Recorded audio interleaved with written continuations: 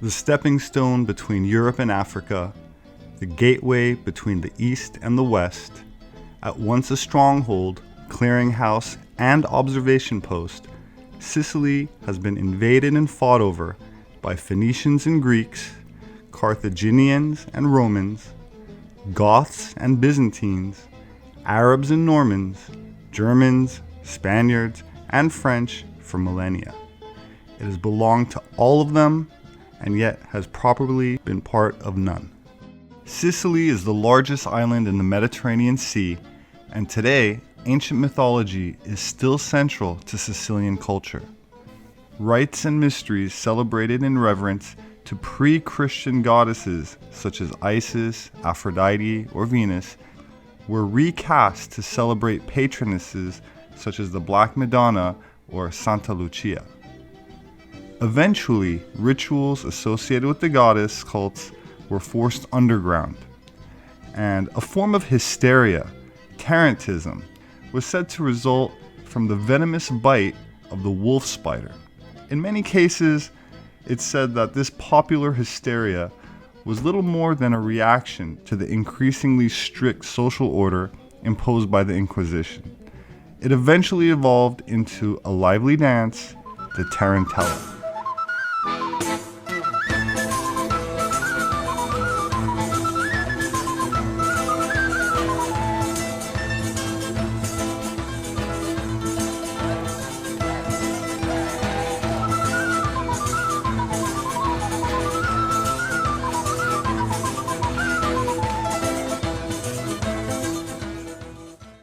In ancient Egypt, the spider was associated with the goddess Neat, in her aspect as spinner and weaver of destiny.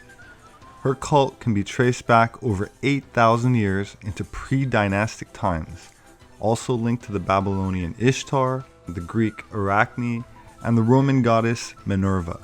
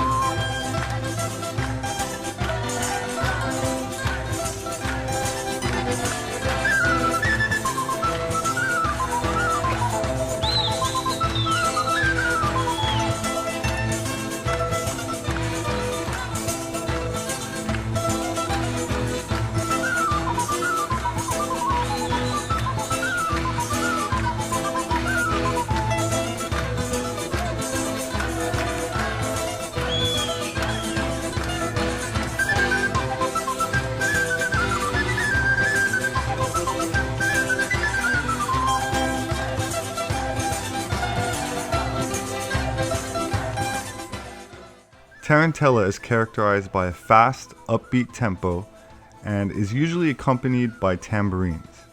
The idea is that the victims were seemingly cured of the poison of the tarantula bite with frenzied dancing, which often lasted for many hours into the night. Most modern psychologists believe that the spider is a pretext created to justify this behavior, and some anthropologists have speculated that it's a form of bioenergetic therapy where blocked repressed emotional charge is expressed and released and transmuted. While this may indeed be the case, the tarantella is probably also connected to the dances performed during the Bacchanalia, the celebrations for the god Dionysus, or Bacchus for the Romans. Dionysus was an Olympian god of wine, festivals, and pleasure. Ritual and sacrifice, athletic games, dramatic performances, feasting, and orgies were all elements of the ancient festivals. Dionysus is closely associated with Pan. In Greek religion and mythology, Pan is the god of nature and the wild, shepherds and flocks, flute music, and companion of the nymphs. He was depicted as being half human while having the legs and horns of a goat. Pan hailed from the region in Greece known as Arcadia. They referred to it as the land that existed before the moon, and thought of it as the home of the first Greeks. Pan was associated with sex from the very beginning, the patron of what has come to be known as panic sex, sex for the sake of physical satisfaction. Pan was not the god of love, but the god of lust.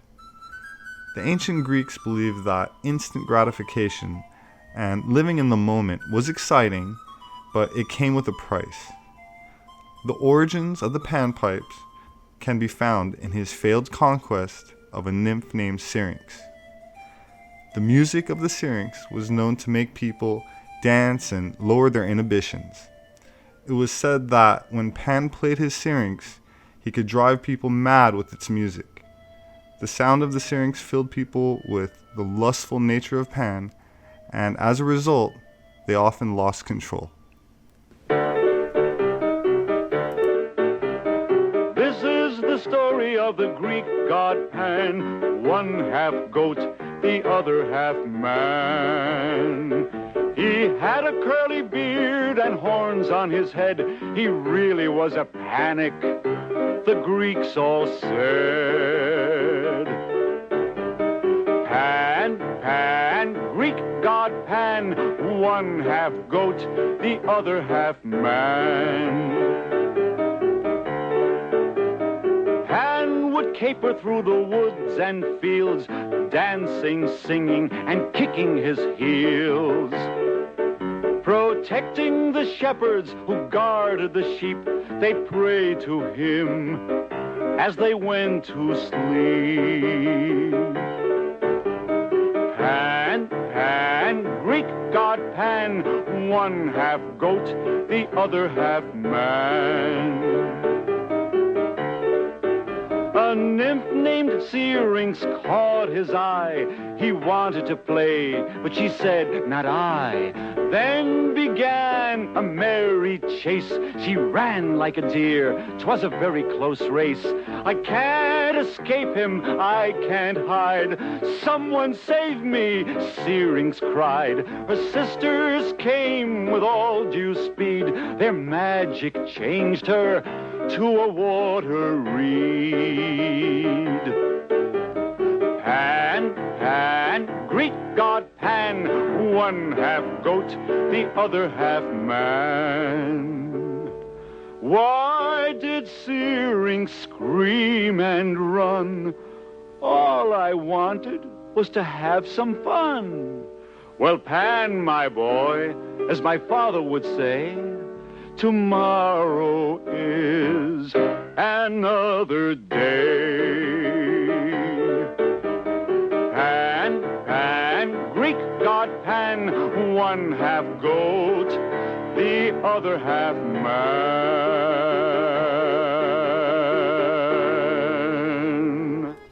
Pan is a symbol of Saturn, or Kronos, and is associated with the energies of creation in the physical world, where we experience the cycles of time. Pan's zodiac sign is that of Capricorn, the goat, an animal that has a lot of sexual potency that has in later times been converted into Satan, which means adversary. Satan, as a force, manifests as all of the animal appetites that we have within, in the body and mind as well. So those defects that we call anger, lust, pride, vanity, laziness, etc., are all considered animal attributes or impulses that we should overcome or subdue. That is, we must conquer the animal aspect in order to transform the animal nature into a divine nature, or to enter into the kingdom of heaven.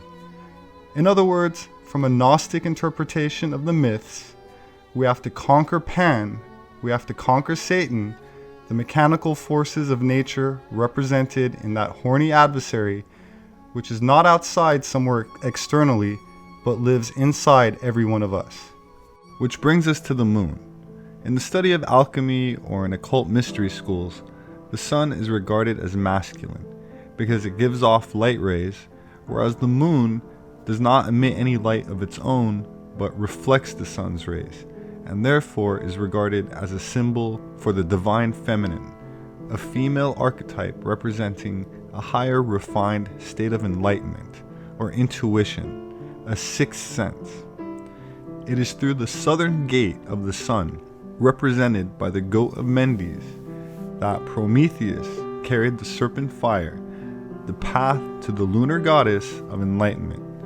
It is the zodiac sign of the goat during the ancient festivities, now most commonly associated with Christmas, the winter solstice, a time of resurrection after a fall since long before the Christian era.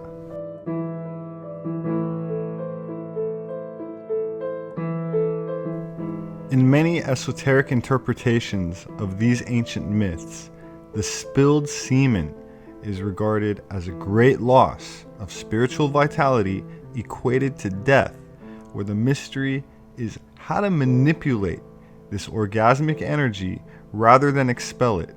In other words, circulate it up the spine to other chakra or endocrine centers, stimulating them and refining this energy into a creative potential, or described as some as a spiritual bliss that can last for many hours. My name is Robert Sepehr. I'm an independent yet educated anthropologist.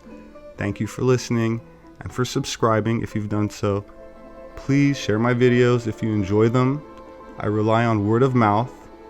Thank you to my subscribers that have donated to Atlantean Gardens, the nonprofit organization that publishes my books, available on Amazon.com, and makes these educational videos possible. Don't forget to leave a comment. I'll see you next time.